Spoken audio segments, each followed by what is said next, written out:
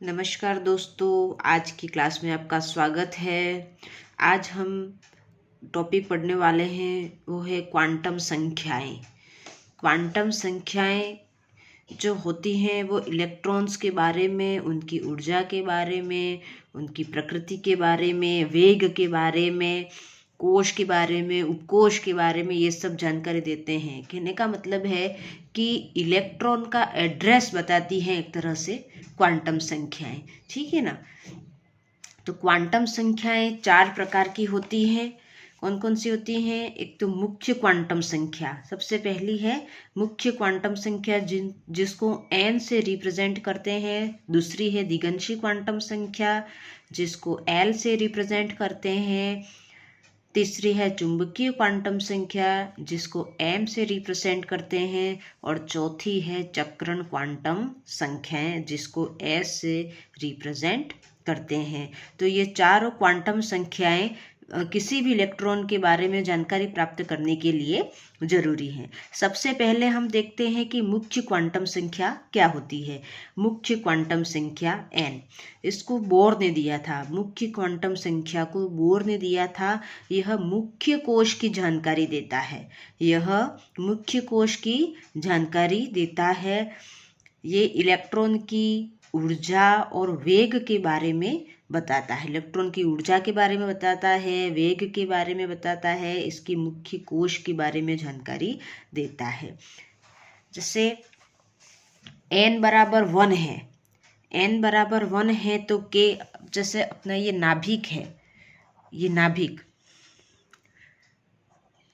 नाभिक है, इसके चारों ओर जो ये कोश होते हैं, ये वाले जो कोश होते हैं उनको अपन के,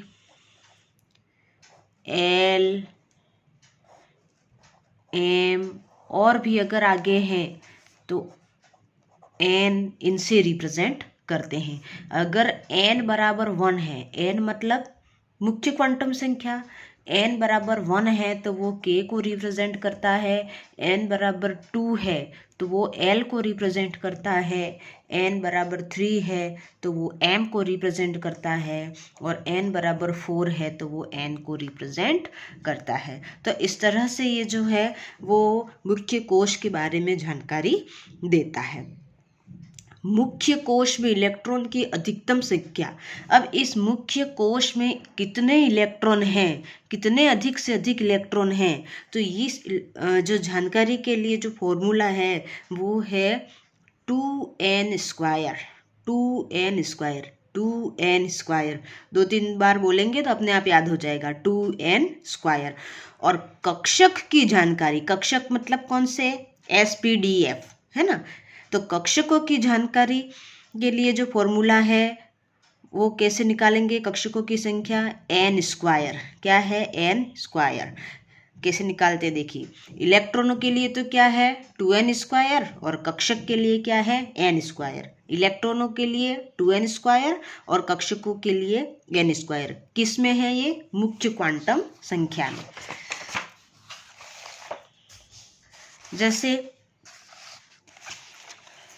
यहाँ देख लीजिए, n बराबर 1 है, n बराबर 1 है तो इलेक्ट्रॉन्स कितने होंगे? इलेक्ट्रॉन्स 2n स्क्वायर लिखना है यहाँ पे भाई, 2n स्क्वायर। इलेक्ट्रॉन तय करना है तो 2 × 1 का स्क्वायर। तो 2 × 1 तो कितने हो गए? 2। तो इलेक्ट्रॉन्स तो कितने हो गए? 2। और कक्षक कितने हो गए? कक्षक तो n स्क्वायर मतलब 1 का स्क्वायर। तो कितना हो गया? 1। आ गई बात समझ में।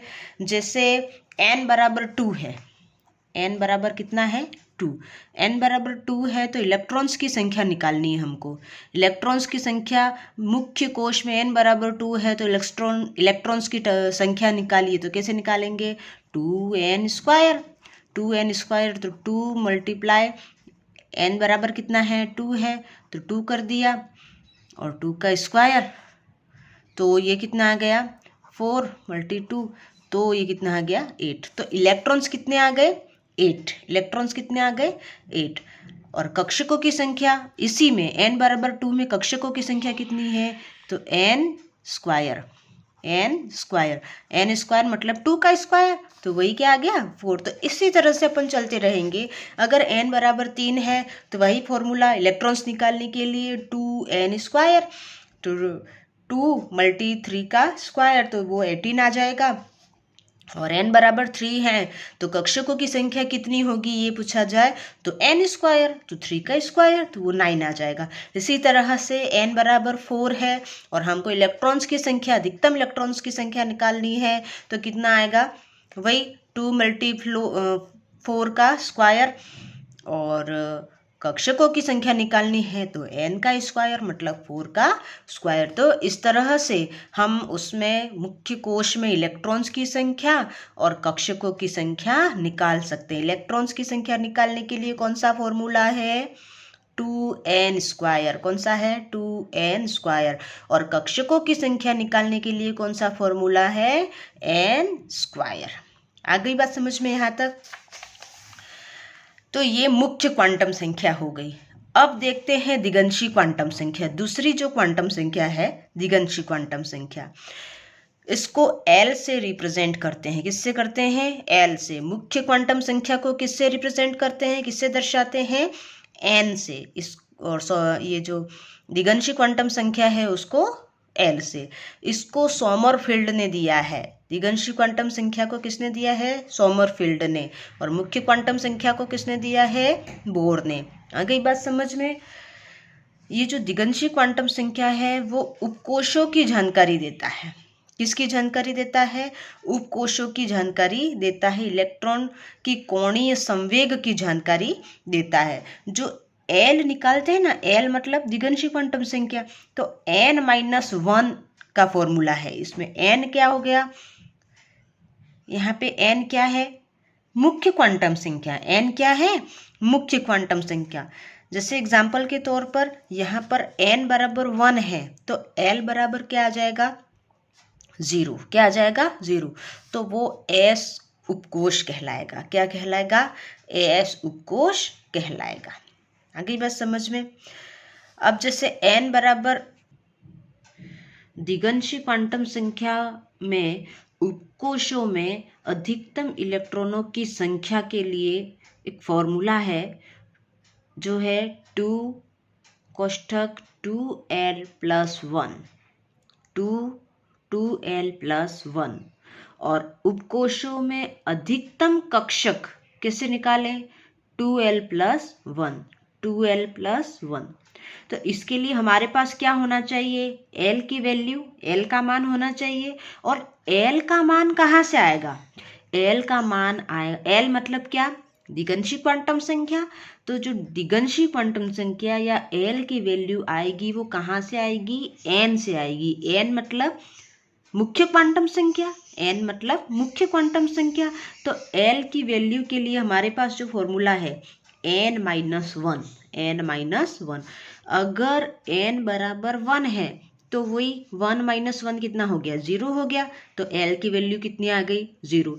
अगर n बराबर 2 है तो 2 - 1, तो L की वैल्यू का क्या हो गई, 1। अगर n बराबर 3 है तो 3 - 1, तो L की वैल्यू कितनी आ गई, 2। अगर n बराबर 4 है तो 4 - 1, तो L की वैल्यू कितनी आ गई, 3। आ गई बात समझ में। अगर L बराबर 0 है तो S उपकोश होगा, 1 है तो P उपकोश होगा, 2 है तो D उपकोश होगा और 3 है तो F उपकोश होगा। अब हमारे पास जब L की वैल्यू आ गई है, L की वैल्यू आते ही हमको अगर अधिकतम इलेक्ट्रॉन देखने हैं, जैसे मान लो L बराबर 0 है तो S उपकोश है। अब S उपकोश में अधिकतम इलेक्ट्रॉन कितने होंगे ये देखना है, तो हम क्या करेंगे, 2l + 1 में तो L बराबर 0 रख देंगे यहाँ पे, तो ये तो 0 हो गया। और 2 × 1 कितना हो गया, 2। तो इलेक्ट्रॉन्स कितने आ गए, 2। कितने आ गए, 2। और कक्षक देखते हैं, L बराबर 0 है तो 2 × 0 + 1, तो वो क्या हो गया, 1। आगे बात समझ में। ऐसे ही सब में, जैसे मान लो L बराबर 2 है, L बराबर क्या है, 2 है और हमको अधिकतम इलेक्ट्रॉन्स देखने हैं। अधिकतम इलेक्ट्रॉन्स देखने तो क्या करेंगे, 2 कोष्ठक 2 × 2 + 1, तो 2 × 2 4 हो गया, +1 कितना हो गया, 5 हो गया, ×2 तो वो 10 हो गया। तो अधिकतम इलेक्ट्रॉन कितने आ गए, 10 आ गए। इसी तरह से हम कक्षक भी देख सकते हैं जब l बराबर 2 हो तो 2 × 2 कितने हो गया, 4 +1 5। तो कक्षकों की संख्या कितनी हो गई, 5। आ गई बात समझ में आपको। इसी तरह से आपको l की कोई भी वैल्यू या n की कोई भी वैल्यू दे रखी हो तो हम इलेक्ट्रॉन्स की संख्या और कक्षकों की संख्या ज्ञात कर सकते हैं। तो आज हमने 2 क्वांटम संख्याएं पढ़ी हैं, मुख्य क्वांटम संख्या और दिगंशी क्वांटम संख्या। चुंबकीय क्वांटम संख्या और चक्रण क्वांटम संख्या हम अगले वीडियो में पढ़ेंगे। आज की क्लास अगर आपको पसंद आई हो तो आप लाइक कीजिए, सब्सक्राइब कीजिए और शेयर कीजिए। धन्यवाद।